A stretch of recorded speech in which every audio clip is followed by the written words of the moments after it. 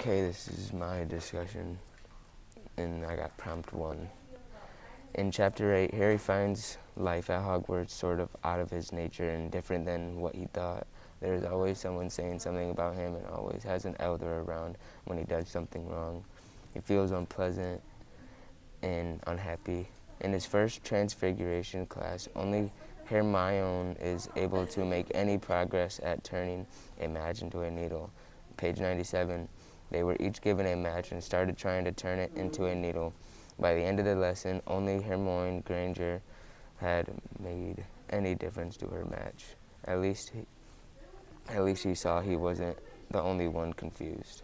During one of their eating times, there were kids talking about how Snape cares more about Slytherin students because he's head of their house.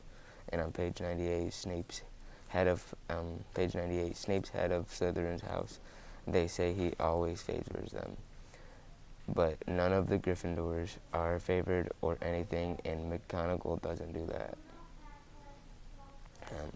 Snape doesn't call on Harry during any class, doesn't give him any benefit of the doubt, and makes fun of his fame, saying things like, on page 100, toot toot, fame clearly isn't everything, asking Harry a question he wouldn't have an answer for, and continues to not call on anyone else and sits there and makes fun of Harry for not knowing the question. Harry tries speaking out, but Snape calls him cheeky, and as Snape is always on Harry and making fun of him, he goes to Hagrid and he wants to say Snape isn't out for Harry, but I feel like he may be.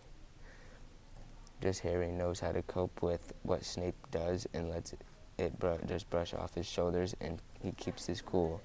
On page 100, Harry forced himself to keep looking straight into those cold eyes, and with heroism it shows here because even though he is getting pushed down and he can't do anything about it, he just lets it slide and worries and focuses on the bigger picture and issue.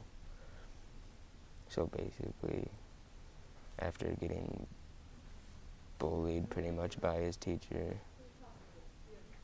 he just lets it brush off his shoulder and lets it happen because he knows who's better and what's better for him. He doesn't let someone get to him.